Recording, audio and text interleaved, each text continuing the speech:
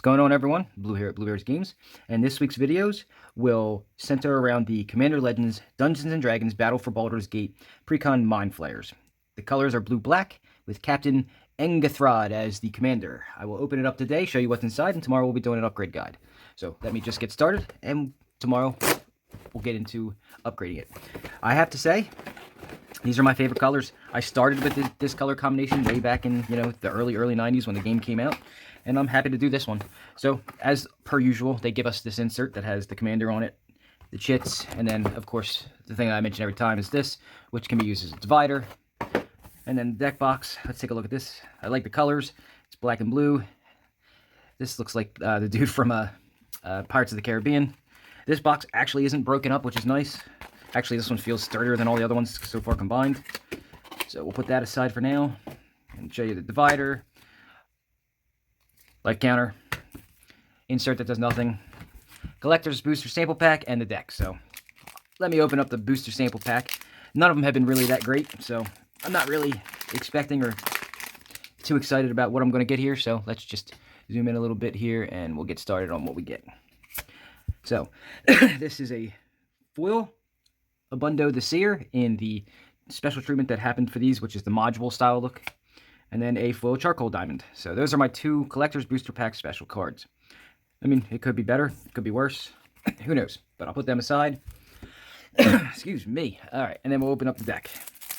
All right, let's make some space here, divide the deck in half to make it easier to hold, and let's get started on what we got. So Captain nN'ghathrod, I guess that's the best way to put it.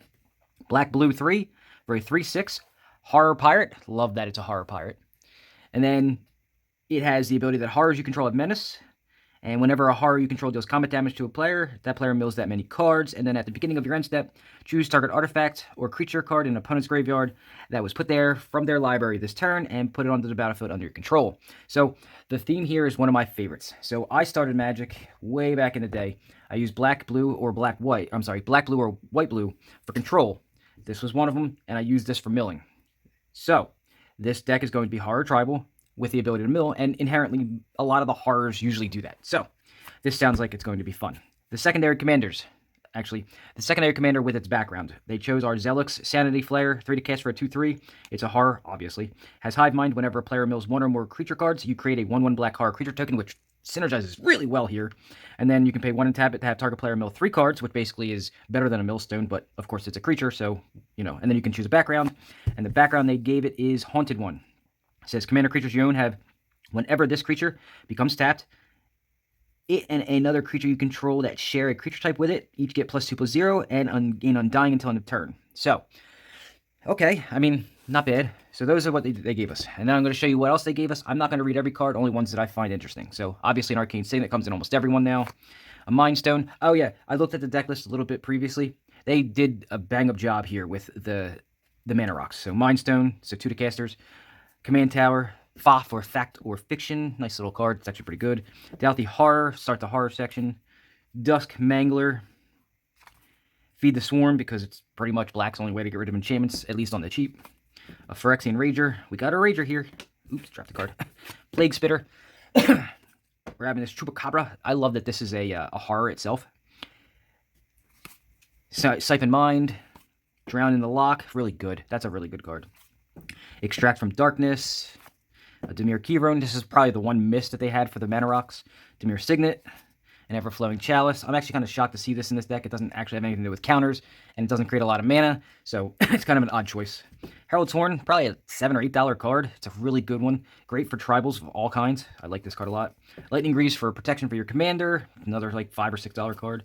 Mind Crank, and I will touch on this card in the upgrade guide because, wow, great card. A Soul Ring, because it's in every deck. A Talisman of Dominance. Like I said, they really covered most of the rocks, minus that Key Rune was 1 or 2 mana to cast for the rocks. Thought Vessel. Shocking that they actually included this in this deck. Ash Barrens. Dimir Aqueduct. Mirrored Landscape. Path of Ancestry, because it shares a creature type. Because I believe, if I'm not mistaken... Oop, I'm sorry, I hit the camera.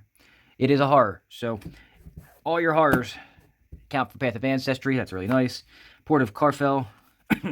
Aboleth Spawn, Endless Evil, Grell Philosopher, Sonic Ritual, a Brain Stealer Dragon. Oh, and I say this in every video, and you should be tired of hearing it, but I gotta say it if you want to pause the video so you can read some of these cards. Ones that I don't mention, please do so. From the Catacombs, Uchulun, I don't know how to say Uchulan. Chasm Skulker, Forgotten Creation, Fractured Sanity. Oh, they included that. I guess I can't include that in the upgrades, huh? That would have been my first choice. Grazilax, Illithid, Scholar, Hullbreaker Horror, good card. Leyline of Anticipation. They really went all out for these decks, didn't they?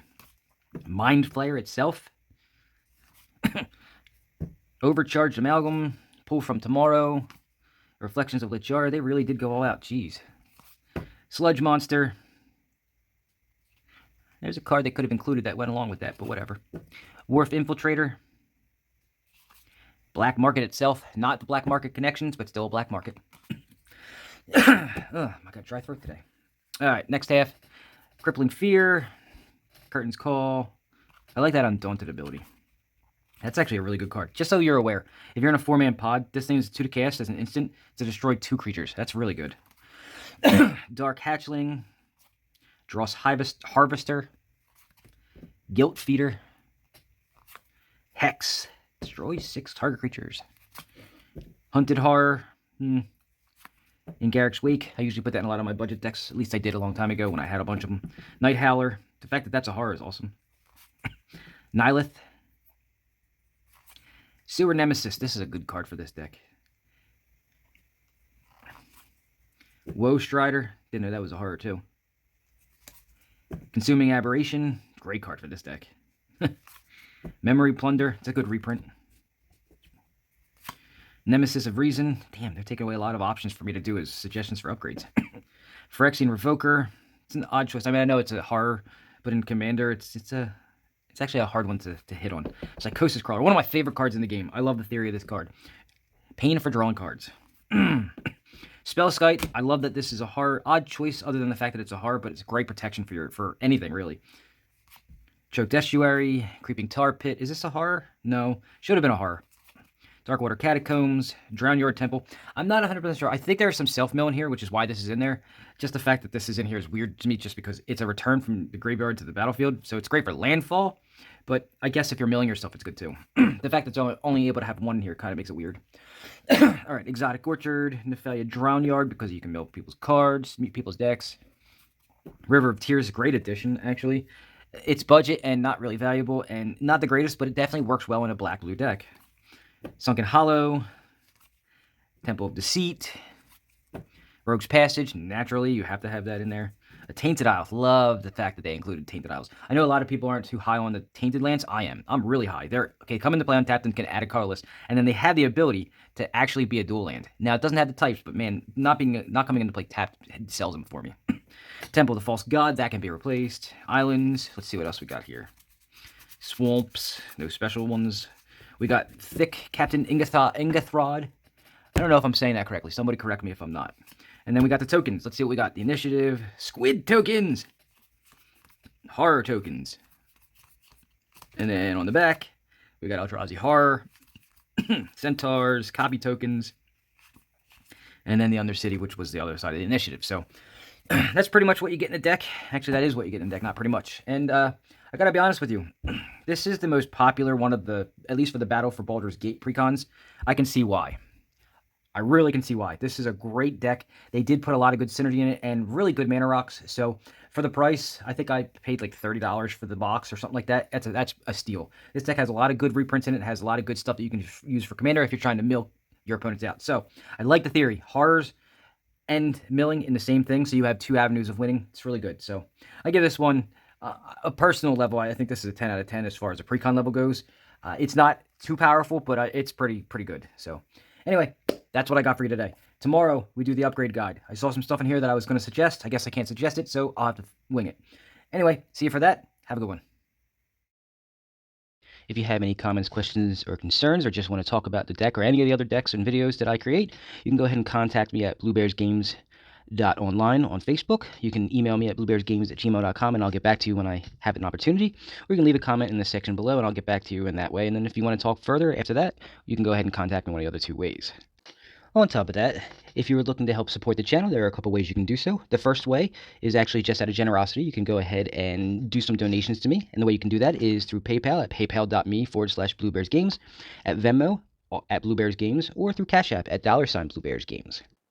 The second way that you could help support the channel, this one actually gets you something for your money. You can go ahead and take a look at all the decks that I've made, and you can make a purchase of 1 or 2 or maybe even 5. I have 60-card decks available for sale, and I also have Commander decks available for sale. So if you're looking at them, you can go ahead and take a look at any of my stuff on the Facebook page or through the Facebook Marketplace. They're all available there. You can see the logo that you need to look for, and all those are available for purchase. You can contact me at any time, and we'll go ahead and talk about how you can acquire one of those. And the last option is the freest of the 3 options. You can do me the favor of subscribing to the channel if you haven't done so already. That way, when I get to my 1,000 subscribers and 4,000 watch hours, somebody else will be paying for the bill. You can also like the video. Apparently, the analytics show that the more people who like your video, the more viewed it gets. So that would help me as well. Or you can share it out on your social medias, whatever one you have, and other people will eventually start subscribing and watching more videos. So all 3 options are great and will help support the channel.